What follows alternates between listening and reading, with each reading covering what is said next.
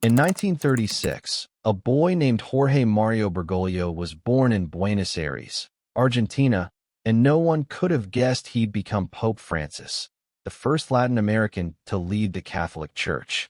But on April 21, 2025, from New York, somber news from the Vatican, especially following Easter Sunday, with word of Pope Francis has died. the world woke up to shattering news.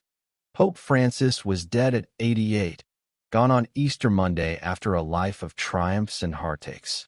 Behind his gentle smile and white cassock was a story of survival, sacrifice, and secrets that rocked the Vatican. From a near-fatal illness to a dictatorship's shadow, from global adoration to bitter betrayal, Jorge's journey was a roller coaster of faith and pain. For years, he hid the scars of his past, but now the truth is spilling out.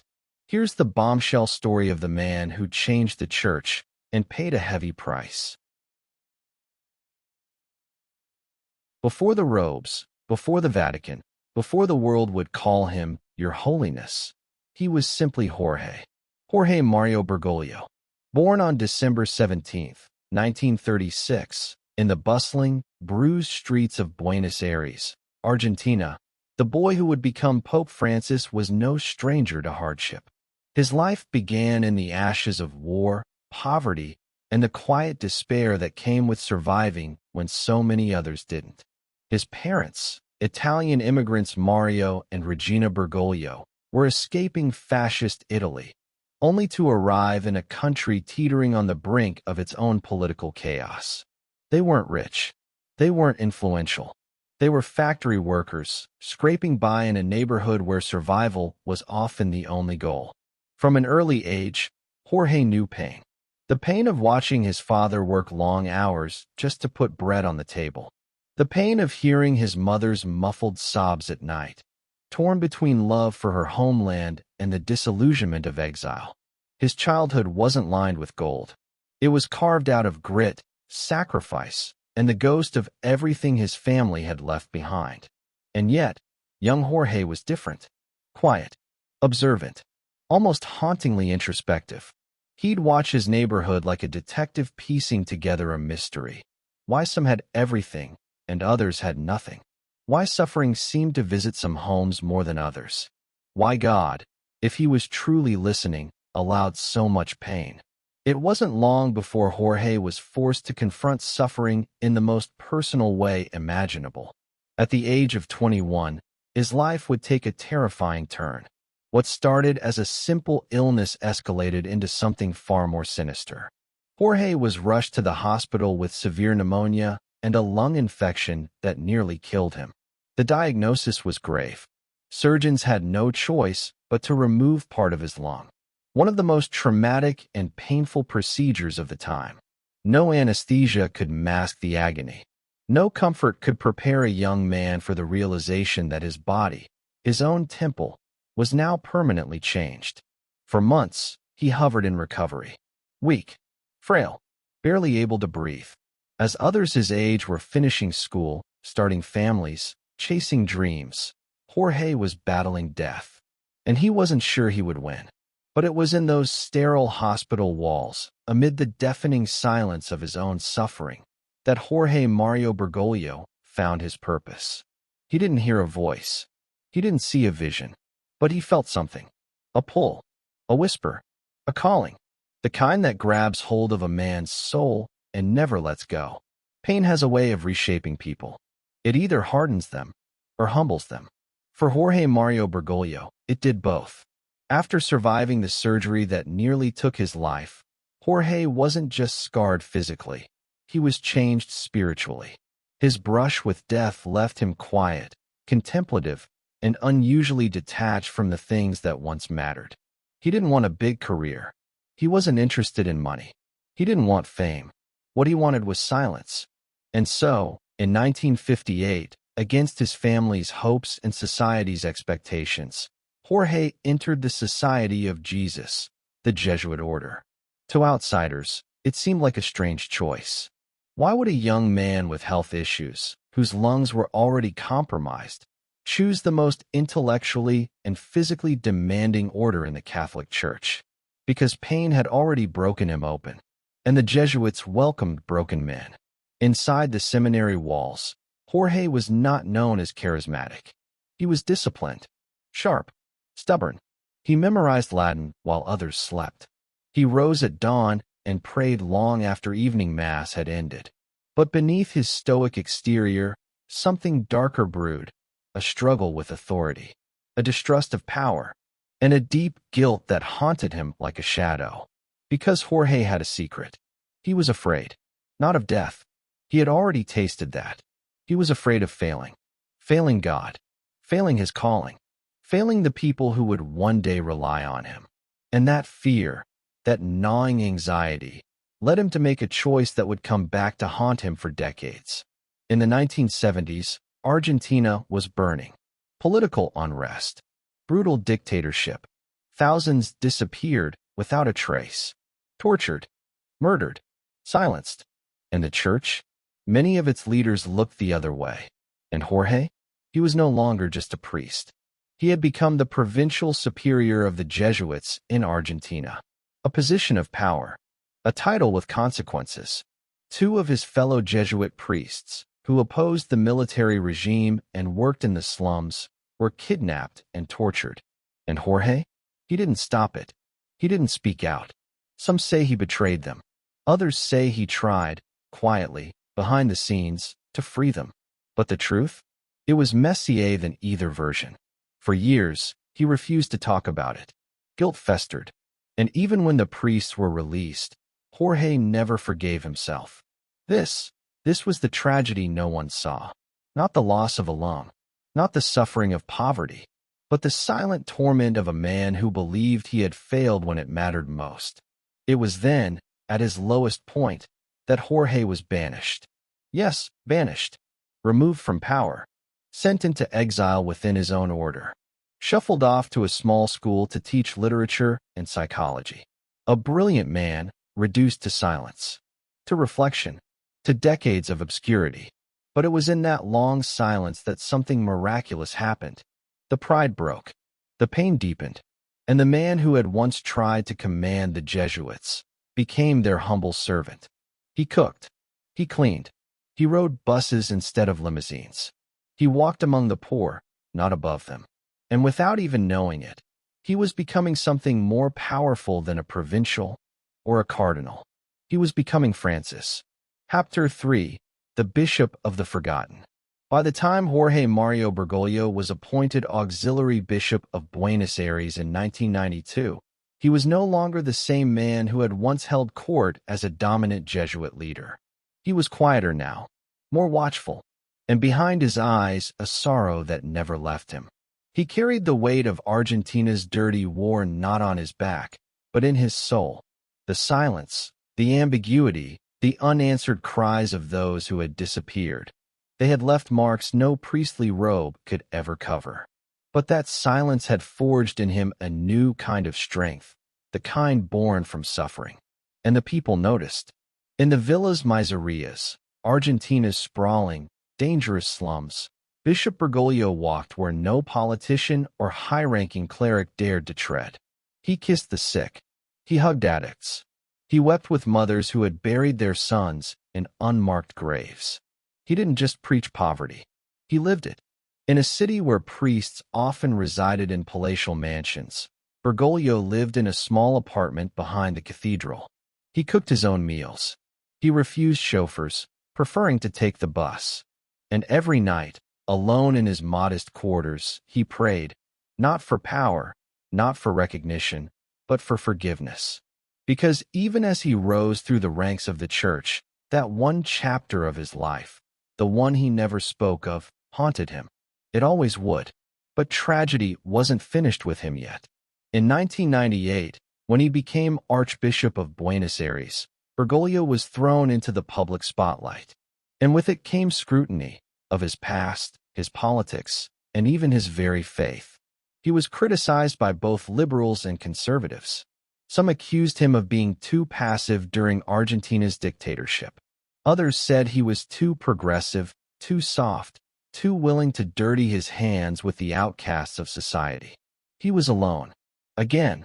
And yet, Every day, he returned to the slums. He washed the feet of prisoners. He held dying AIDS patients as they took their last breath. He performed secret weddings for couples too poor to afford a church ceremony. And at night, he wandered the city's poorest neighborhoods, unnoticed, unguarded. They called him the Bishop of the Forgotten, because he never forgot them. Not once. But there was a cost. His health, already fragile, began to decline again. Decades after losing a lung, he struggled with respiratory issues. His back ached. His knees buckled. But he kept going.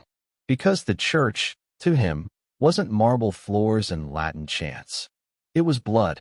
It was dirt. It was love, raw, imperfect, unrelenting love. And then, in 2005, came a twist no one expected. After the death of Pope John Paul II, Bergoglio's name appeared among the top candidates to become the next pope. His supporters rallied. The world watched. And for a brief moment, it looked like the man who had once been exiled by his own order might ascend to the highest seat in Christendom. But he didn't. The world chose another. Joseph Ratzinger, Benedict XVI, and Bergoglio? He was relieved. Because deep down, he didn't want the power. He had seen too much of it, and how it corrupted even the best men. So he returned to Buenos Aires, content to die in silence, far from Rome. But fate, or God, had other plans. And the next time the white smoke rose from the Sistine Chapel, Jorge Mario Bergoglio would not be watching from Argentina. He would be the one, stepping onto that balcony. As Pope Francis, March 13, 2013. St. Peter's Square was cloaked in darkness and rain. Thousands of eyes fixated on the chimney of the Sistine Chapel, waiting, breath held, hearts tight. The world watched for a sign. And then, like a ghost from heaven, white smoke. A pope had been chosen. But inside, in the sacred chamber where centuries of power had been decided, Jorge Mario Bergoglio sat stunned. As cardinals came to kiss his ring, he remained still, quiet, burdened, not with pride, but with dread, because this was not a moment of glory for him. It was a moment of mourning. He had tried to refuse, pleaded even. He was old, tired, unwell. A man more comfortable in the slums of Buenos Aires than the golden corridors of the Vatican. But the votes had spoken, and in that moment, the moment that would define not just his life, but the future of the Catholic Church, he whispered 7 Latin words that shook the foundations of the institution. Franciscus. He would be called Francis. No pope had ever taken that name. Not in 2,000 years. Because to do so was to invoke the spirit of Saint Francis of Assisi, the radical friar who had renounced wealth, rejected power, and walked barefoot among lepers. It was a name of rebellion, a name of humility, a name the Vatican elite feared. But Bergoglio wasn't trying to impress them. He was sending a message to the forgotten, to the widows in war zones, the migrants in boats, the orphans in war-torn villages, the addicts, the dying, the abused. I see you, the name Francis whispered. You are not abandoned. But as the cheers roared across the square, something inside him shattered. Because he knew what was coming. The Vatican, with all its grandeur, was a fractured empire. Corruption, backroom deals, sex abuse cover-ups, and blood-stained money flowed like water behind those pristine white walls. And now, the church expected him, an outsider, a slum priest, to clean it all. Alone. And it started immediately. The Vatican Bank, long whispered about in mafia-like tones, was drowning in scandal. Francis launched investigations, closed accounts, fired loyalists. He was met with threats, whispers of betrayal, and silent resistance from those who wore crosses not for faith, but for power. Worse still was the abuse crisis. Decades of cover-ups, generations of children silenced. Francis wept with victims, demanded justice, and defrocked bishops. But even then, it wasn't enough for many. Some saw him as too slow. Others accused him of protecting the church's image over its victims. He was condemned from both sides, by conservatives who feared his reforms and liberals who wanted more. And in the silence of the apostolic palace, Pope Francis prayed alone. He missed Buenos Aires. He missed the poverty, the honesty of it. He missed the children who called him by name, the smell of cooking in the slums, the gentle chaos of streets filled with pain and life. Because in Rome, everything was polished, perfect, deceptive, even the smiles. And yet, even as his enemies circled, even as the walls of tradition closed in, Pope Francis did something no other pope had dared. He opened the church's doors to divorced couples, to gays and lesbians, to Muslims and atheists, to the broken, the cast aside, the misunderstood. Who am I to judge? He asked in 2013. 5 words that exploded like a thunderclap through centuries of dogma. To his supporters, he was a prophet. To his critics, a heretic in white. But behind closed doors, away from the applause and the backlash, he remained. Jorge, a man haunted by the past, a man who never sought a crown, a man who carried both the weight of God and the wounds of his own regrets. And as he walked the halls of the Vatican at night, whispering prayers in the flickering light of ancient candles, one truth echoed louder than any sermon. He never wanted to be pope, but he had to be. The Vatican, for all its beauty, is not a palace of peace. Behind the frescoed ceilings and marble saints lies a brutal truth. It is a political battlefield, one older than most nations. And the moment Pope Francis stepped onto that balcony in 2013, he became both a spiritual leader and a marked man. The Curia, the Church's central governing body, had long been called a nest of vipers. And Francis? He was the man who dared to kick that nest. He stripped cardinals of power, shut down hidden bank accounts, demanded bishops live simply, not like kings. And worst of all, he told the truth. To the public, to the media, to the faithful. He exposed decades of dysfunction, rot festering beneath cassocks and incense. But in doing so, he made powerful enemies. Cardinals who once dined like princes now whispered in shadows. Conservative factions branded him the anti-pope. Anonymous letters circulated in the Vatican, questioning his legitimacy, his theology, even his mental state. They didn't just disagree with him. They wanted him gone. And Francis knew it. He even joked, bitterly, to a friend, "I may only have a few years before someone pulls a John Paul I." A chilling reference to the Pope who mysteriously died just 33 days into his papacy after initiating Vatican reforms. No autopsy was ever performed. Conspiracy theories still swirl. But Pope Francis wasn't naive. He knew he was stepping on ancient toes, guarded by centuries of silence, scandal, and secrecy. Still, he pushed forward. And then came one of the darkest days of his pontificate, the Vigano letter. In 2018, Archbishop Carlo Maria Vigano, a former Vatican diplomat, released an explosive 11-page letter accusing Pope Francis of covering up sexual abuse. It sent shockwaves around the globe. Vigano demanded his resignation. The media erupted. Conservative clergy used it as fuel. Proof that Francis was not just unfit, but corrupt. That his embrace of mercy and reform was a mask for weakness, or worse, deceit. The truth? It was complicated. The abuse scandals had spanned decades and multiple papacies. John Paul II, Benedict XVI, both had failed to stop it. Francis had taken steps, slow and controversial ones, but to many it was too late. For days after the letter's release, Francis was silent. Then, in a single, searing statement, he said, "I will not say one word on this. The truth will speak for itself." But inside, he was devastated, betrayed by a fellow priest, attacked by his own, dragged through the mud not by the press, but by the church he had given his life to. And still he carried on, because this was never about popularity, or approval, or safety. It was about saving souls, and trying, in his own imperfect way, to save a church drowning in its own sins. But it came at a price. Francis began to age rapidly. His limp worsened. The pain in his sciatica grew unbearable. He began using a wheelchair. Surgeries followed. Rumors of resignation filled headlines. Some wondered if he'd even survive the decade. But perhaps the worst pain was personal, because while he tried to heal the church, he could never truly heal his own heart.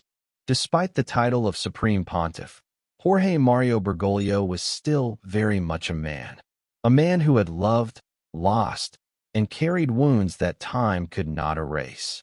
Behind the papal vestments, beneath the weight of 1 billion souls, lay a heart haunted by regrets. He once told an interviewer, "My mistakes are many, some I carry every day." But what mistakes? Not doctrine, not dogma. His deepest wounds were personal. Let's go back, long before the white robes, to Argentina, to the 1970s, to a time of darkness. The country was being torn apart by military dictatorship. Kidnappings, torture, and death squads roamed the streets under the chilling rule of the dirty war. And Father Bergoglio? He was the provincial superior of the Jesuits. His role was complicated, balancing spiritual duties with survival, trying to protect his priests while navigating a regime that crushed dissent. But 2 Jesuit priests under his leadership, Fathers Orlando Yorio and Franz Jalix, were kidnapped and tortured by the regime. And rumors spread, whispers that Bergoglio hadn't done enough to protect them, that he may have even betrayed them to the military. A chilling accusation. The pain of that moment never left him. Years later, one of the priests publicly forgave him, claiming Bergoglio had tried, silently, to help. But the stain remained, especially in his own mind. In his memoirs, he called it his moment of profound interior crisis. Because guilt, whether deserved or not, is the kind of pain that burrows deep. And for Jorge Mario Bergoglio, it never left. Even as Pope, when asked about that time, he once said, "The shadows of that era still visit me in the night." But it wasn't just the dirty war that haunted him. It was the woman, the one he could never forget. Her name was never revealed publicly, but long before he took his vows, Jorge had fallen in love. He was a young man, bright and passionate. She was a friend, someone who saw the spark in him long before the world did. They danced, laughed, shared dreams. He even once wrote her a letter, saying if she didn't marry him, he'd become a priest. She didn't, and so he did. But he never stopped wondering what might have been.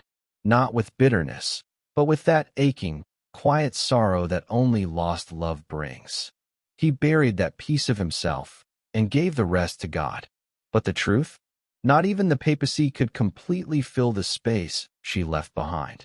As he grew older, the emotional toll wore heavier than the physical. Pope Francis became visibly more fragile. The vibrant, smiling priest who embraced children in St. Peter's Square now moved with increasing difficulty. A wheelchair, a cane, canceled trips, reports of chronic pain and inflammation.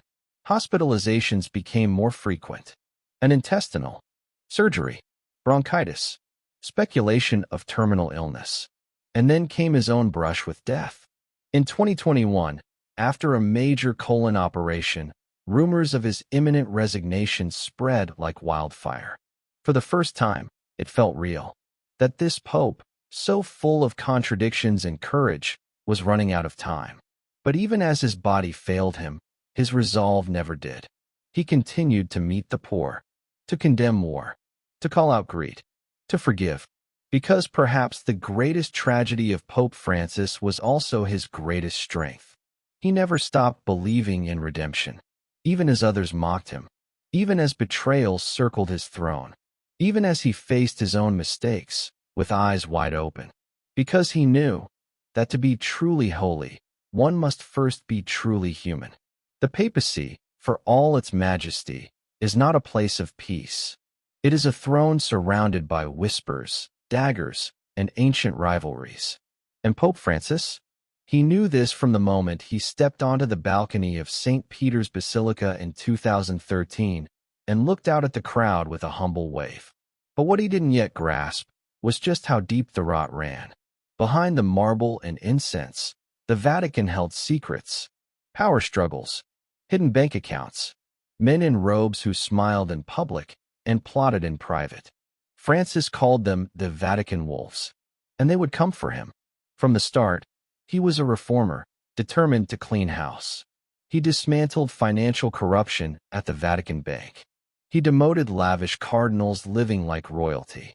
He stripped down his own papal apartments to a modest guest house room, refusing luxury.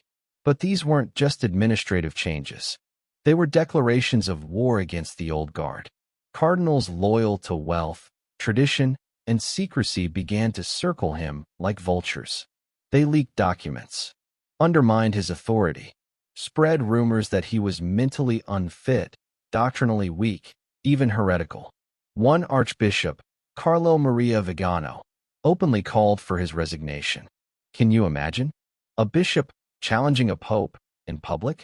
That's not courage. That's civil war in the church. And still, Pope Francis pressed on, even as the knives glinted in the shadows. Perhaps the most tragic irony? He was attacked not just by conservatives who saw him as too liberal, but also by progressives who saw him as too cautious.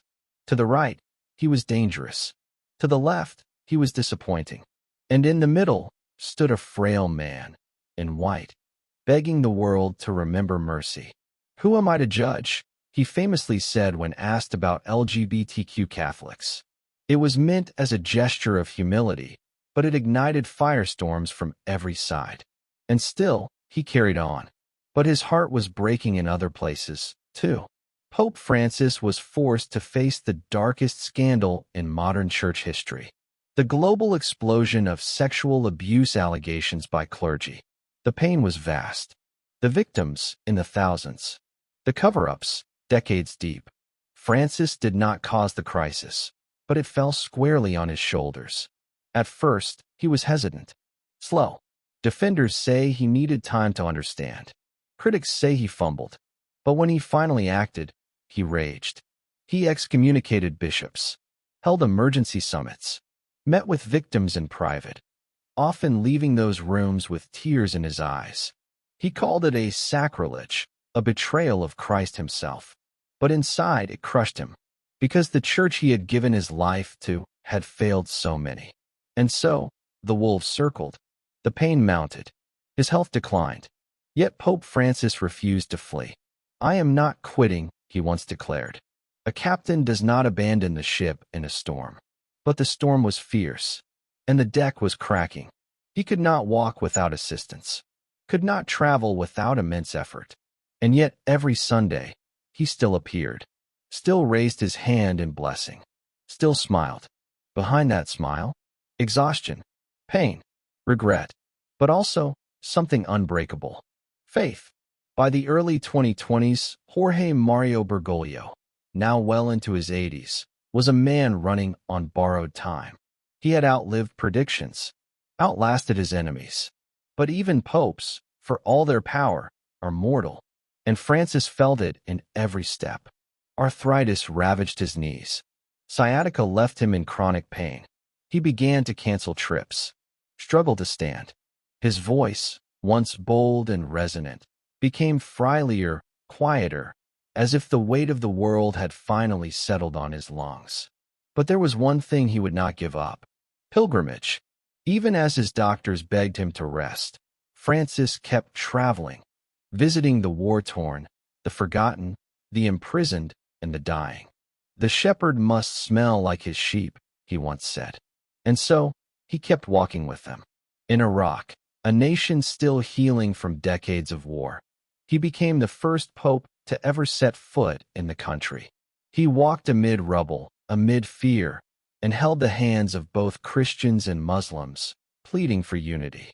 He went to refugee camps, embraced survivors of terrorism, and, at every stop, left behind not just words, but weeping crowds. They didn't see a pope in white. They saw a man who understood suffering, because he had suffered. But not all journeys were outward. In 2022, Francis made a painful pilgrimage to Canada, not as a spiritual leader, but as a man asking forgiveness. There, he confronted the brutal legacy of residential schools, where generations of indigenous children had been taken from their families, abused, and forcibly assimilated, all with the complicity of the Church. It was a moral reckoning, one that many popes before him had avoided. But Francis, weak, in a wheelchair, visibly trembling, stood before the survivors and said, "I am deeply sorry. I ask forgiveness for the evil committed by so many Christians." It was not enough to heal generations of trauma, but it was a start, and it cost him everything emotionally. Later that night, Aide said he wept alone in his quarters. Behind the scenes, talk of resignation began to swirl. Would Francis follow the precedent of Benedict XVI and step down? He admitted to friends he had considered it. He even prepared documents. But something kept him in place, perhaps duty, perhaps faith, perhaps fear of what would come after him. He once told a confidant, "I will resign when the Holy Spirit tells me to," and not a moment before. But the signs were there. Fewer public masses, shorter audiences, even whispers of potential successors. And still, he would not go. This was no longer just a papacy. It was a crucifixion in slow motion. One man, worn to the bone, refusing to let the wolves, or the world, have the final word. He gave his last strength not to power or prestige, but to the voiceless, to migrants drowning in the Mediterranean, to prisoners on death row, to the poor, the sick, the forgotten. And in doing so, he became something few popes have ever dared to be, a living martyr. In the cold halls of the Vatican, where gold and marble echo centuries of grandeur, Pope Francis stands as a contradiction. He owns no personal property, wears old shoes, lives in a modest guest house instead of the opulent papal palace, and prays each morning, alone, in silence. But the true contradictions of Francis lie deeper. He was the Pope of the people, yet angered many inside the Church. A man of mercy, yet dogged by unrelenting critics. A reformer, yet burdened by an institution that resists change like an immune system attacking a cure. So how does history remember Jorge Mario Bergoglio? That answer is still unfolding. But the cracks in the Church, and in the man himself, tell part of the story. His reforms were radical and doomed to hurt. Francis didn't just tinker at the edges of Catholic doctrine. He cracked it open with trembling but determined hands. He stripped away layers of clerical privilege, opened conversations about LGBTQ+ rights, divorce, and remarriage, pushed for economic justice over rigid doctrine. He replaced lavish bishops with humble pastors, began cleaning out financial corruption buried under decades of secrecy, and forced the Church, kicking and screaming, into confronting its abuse crisis. But these efforts came at a terrible cost. Traditionalists accused him of betrayal. Cardinals whispered of heresy. Former allies turned into enemies, penning open letters calling him a danger to the faith. There is a civil war in the Vatican, one cardinal reportedly told a journalist, and he is at the center of it. Francis never responded with anger, only grief, because to him, every step forward came with a toll and no guarantee of survival. The shadows of his past never left.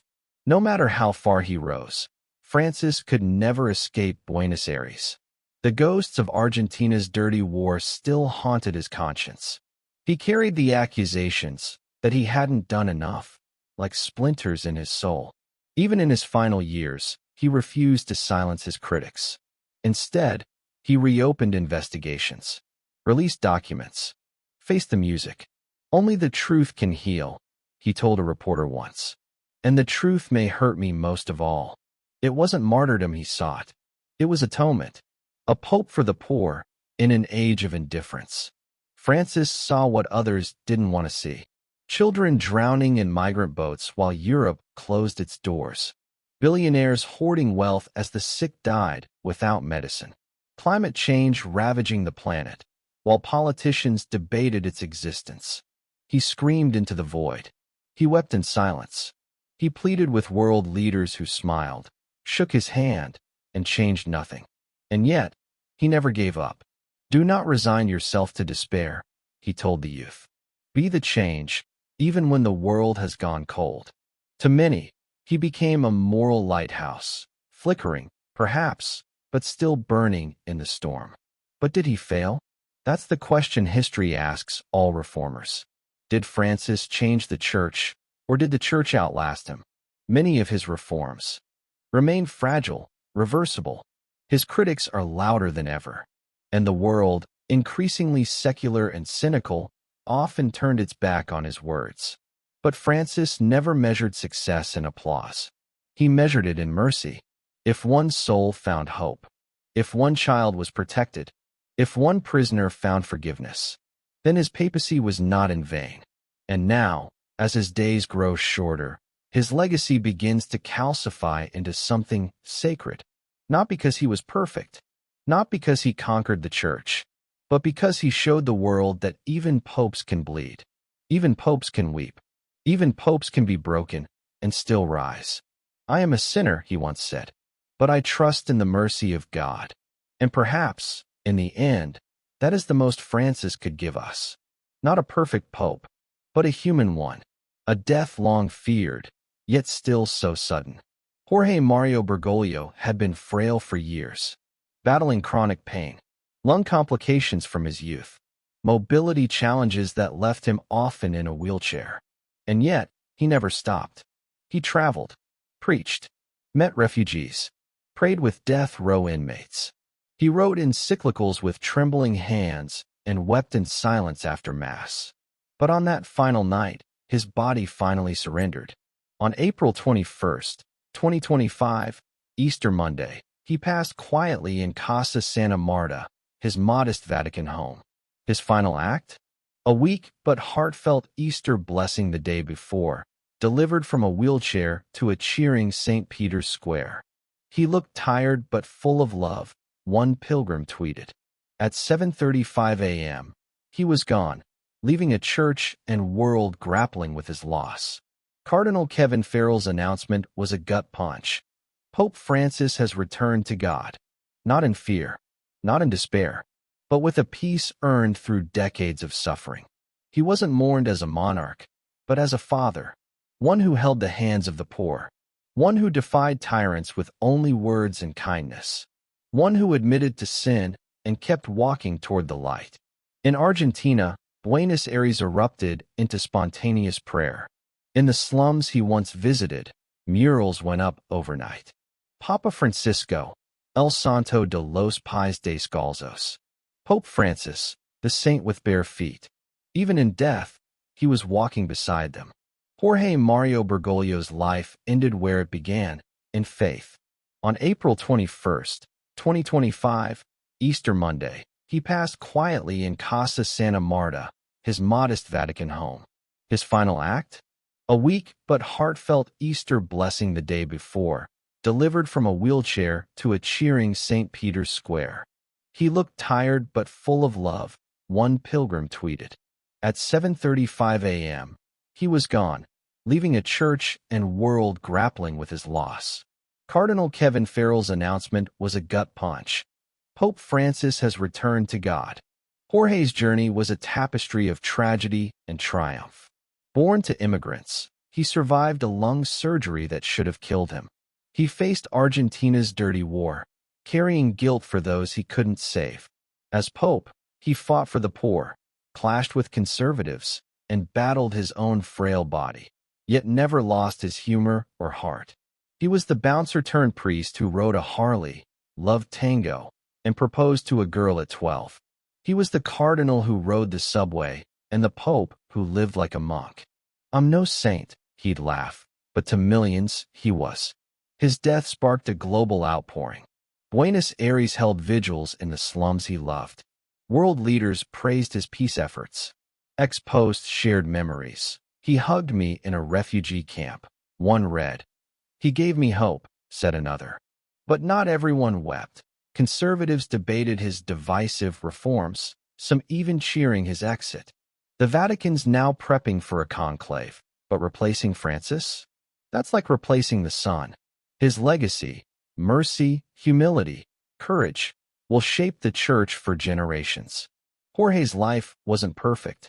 The dirty war's shadow, the abuse crisis, the health battles, they left scars.